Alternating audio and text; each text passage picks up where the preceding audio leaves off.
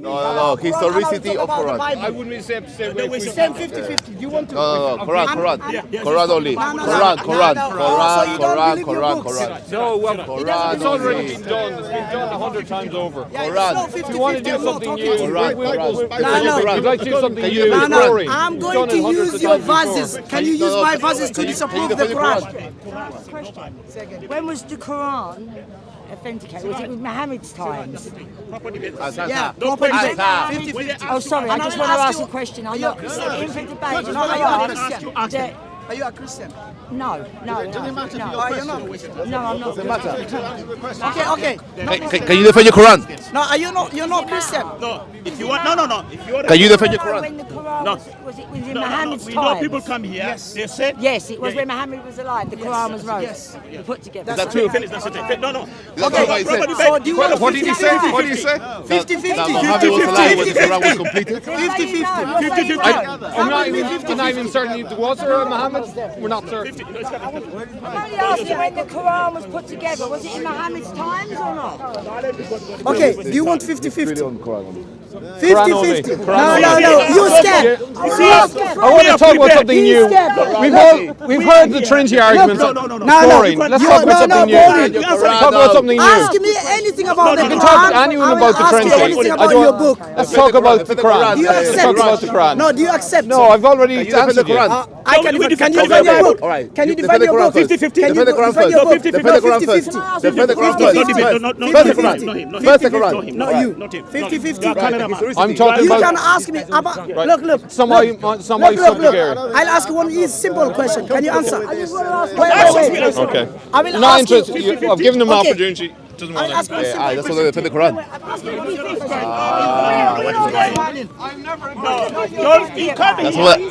don't want to defend the Quran. Us about the Quran, you don't want to talk about the Bible. What's that? And you want to Christian? 50-50. Yeah, a real quick wrap. What happened there, Mel? No, he's not willing to discuss the topic that we came here to talk about. You know, we've already heard the Trinity arguments 100 times over. You know, it's boring. Yeah. So what do you wanted to discuss with him? there's 101 topics, but I think probably sources of the Quran. What else? The multiple versions of the Quran, maybe as well. Multiple versions of the Quran. Yeah. How many versions are there, Mel? 36 last time I've seen, but possibly more, with hundreds and thousands of variations between them. Okay. Not massively significant, but if the claim by Muslims is that this was perfectly preserved, I'd like to know which one is perfectly preserved. Right. You know. So you know. Any thoughts? Any thoughts on Yeah, the well, preservation of the I Quran? think that, as we just saw, it's very difficult having a conversation about anything. If if the idea is that we start raising some points about the origins of Islam or the source of how the Quran came into existence or what the Quran means, perfectly reasonable questions. But if people are just going to start wagging the finger at you and shouting about Christianity and the Holy Trinity, basically shouting over us, talking us down with his hostility, then you can't have any sensible discussion on any subject. So. Going back to the Quran, obviously the Hafs is the most popular Quran within the Muslim world, and I do believe it was canonized in 1924. Is that correct? 1920, was it 1921 or 1924? I can't remember. 24 is the 24. time when well, I forget the name now. The Egyptian The king. What's his name? The king. created one version. Yeah. Okay. But personally, I don't attach too much importance to that. I'm rather more interested in the early companion codices, of which only one exists or partially exists. That's the Sanar palimpsest. But I'm interested in the accounts of multiple versions of multiple Qurans before then. Not because I'm interested in just knocking down Islam for the sake of it, but I'm interested in how the thing actually came about, the historical origins of the Quran. And that's interesting, but it's not as... It seems that there's been a lot of guesswork in terms of where the diacritical point should be, and that can affect the meaning of the text. It may not be particularly massive in many cases, but in some cases might be very significant in terms of the meaning. The other thing that would be worth discussing is the sources of the Quran. Muslims believe that the Quran came down through a revelation from on high, whereas our point of view is that we can see clear historical references to multiple source books that they have used and made allusions to, So it's not as divine as it might come across at first read, let's say. I mean, Adnan Rashid already confirmed that there are stories which came before the Quran, like Jesus breathing life into a clay bird, and which obviously means that there aren't any original revelations within the Quran. So, what are your thoughts on that? Well, I think what's alarming about their use of sources is the fact that they use almost no discernment, like any old source will do. They use Gnostic sources, they'll use biblical ones, they'll use Jewish or Christian, doesn't matter. They will use Saint Ephrem, who condemns all heresies, and Saint Ephrem, if he was alive and saw that Islam was using his analogies, his sources, What would happen? I think he'd be turning in his grave. A bit of Merkavah mysticism, Yeah. the legend of Alexander the Great. Yeah. There's just so many sources there, which makes it fascinating. Yeah. What I The would say, Pseudo-Clementine Homilies, which is a romance, it's a work of fiction. That's the origin of the Shahada, So it's incredible what they've used, It's mishmash. I mean, I would say that the Quran doesn't even expect to be taken as the verbatim word of God or the speech of God. It's true that in many instances it is written with God as a divine voice speaking, but that doesn't mean it was intended to be taken literally. That might just be the way that the author chose to phrase his revelations and his messages. There are several, the large part of the Quran, possibly 2/3, 3/4, that isn't written in the divine voice, and it clearly talks about God in the second person. Yeah. Or Third person, I even, believe. the third person. Yeah. Why would God write, for example, Surah 1, the Al-Fatiha? Yeah. This doesn't make any pretext to be written, all Surahs 113 and 114. There's no pretext that it's the words of God.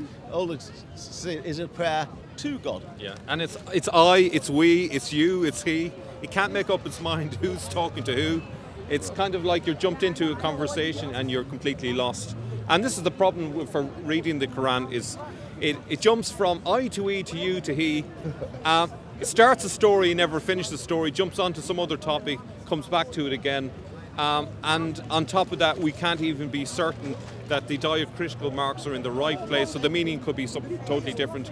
A good friend of mine, Murad, has been looking into the true meaning of the Quran in the Arabic, and he's finding a lot of connections with Syriac.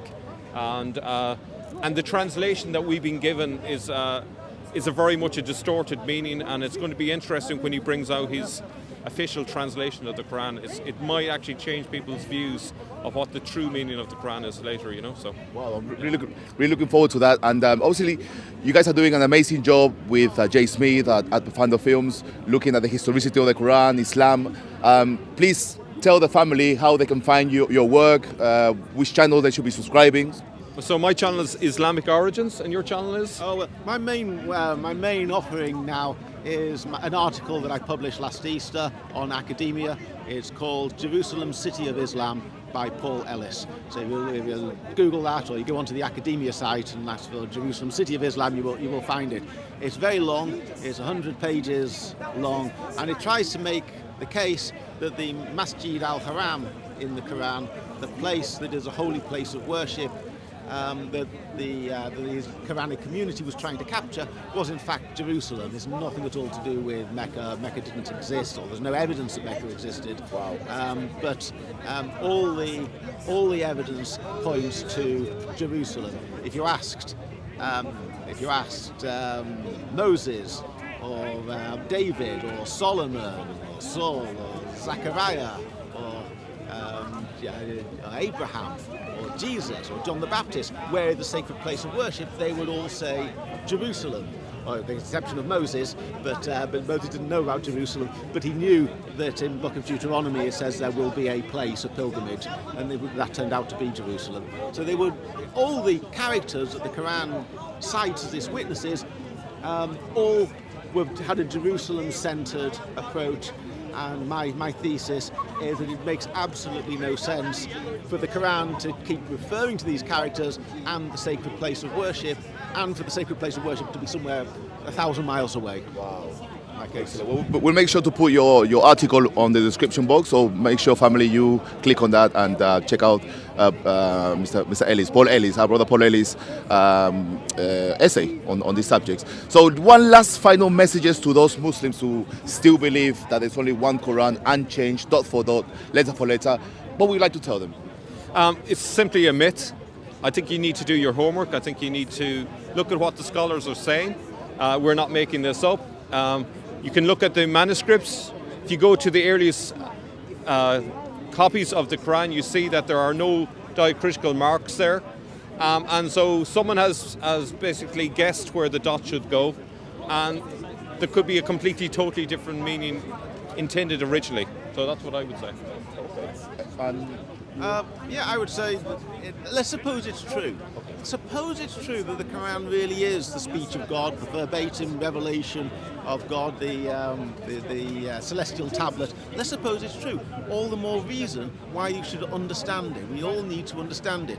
It seems to me absolutely obvious that the Quran is written for people who are familiar with the Bible. It half tells stories. It refers to stories. It makes complex biblical allusions, not just to named prophets, but little turns of phrase, little the subtle allusions. They're all there. Modern scholarship is picking them out. If you really, really thought this was the word of God, you'd want to really understand it and not be satisfied with very simplistic explanations. Oh, why did they talk about the companions of the elephant? Oh, that's okay, we've got a story about the elephant. Oh, why did they talk about God carrying his prophet to the furthest place of prostration? Oh, okay, that's a miraculous journey. Don't be satisfied with simplistic, random explanations that clearly add nothing to the story except offering an explanation for the words. Try and make sense of it and tie it to reality. Wonderful. Thank you very much. Thank you guys. If you enjoyed this video, family, please like, share and subscribe, and I'll see you next time. Take care.